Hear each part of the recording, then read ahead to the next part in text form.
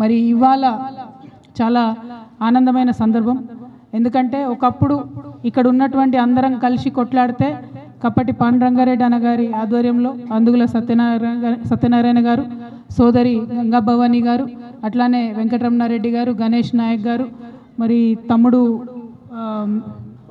బాబురావు అన్న గారు, బాబన్న గారు, ఇంకా అందరూ కూడా ఆనాడు మనం ఉద్యమంలో పనిచేసినటువంటి అనుకున్నటువంటి ఆ లక్ష్యం నెరవేరింది.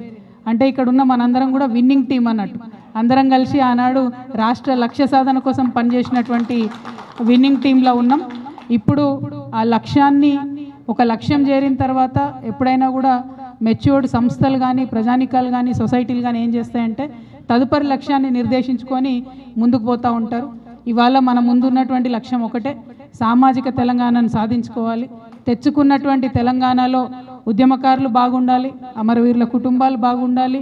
ఏ తెలంగాణ అయితే యువతరం కోసం తెచ్చుకున్నామో వారందరూ బాగుండాలి, ఆడబిడ్డలు బాగుండాలి, ఆత్మగౌరవంతో కూడినటువంటి అభివృద్ధి కావాలి అని చెప్పి ఆలోచన చేస్తూ ఉన్నాం. ఈ పెట్టుకున్నటువంటి కొత్త లక్ష్యాలను సాధించుకోవడం కోసం మరి అందరం కూడా పాత ఉద్యమ శక్తులన్నీ కూడా పునరేకీకరణ జరుగుతున్నది. ఇక్కడ అందరం కూడా పాత శక్తులన్నీ కూడా కలిసినాం కాబట్టి మరి ఆ పవర్ ఏందన్నది తెలంగాణ సమాజం మళ్ళీ ఒకసారి గమనిస్తుంది.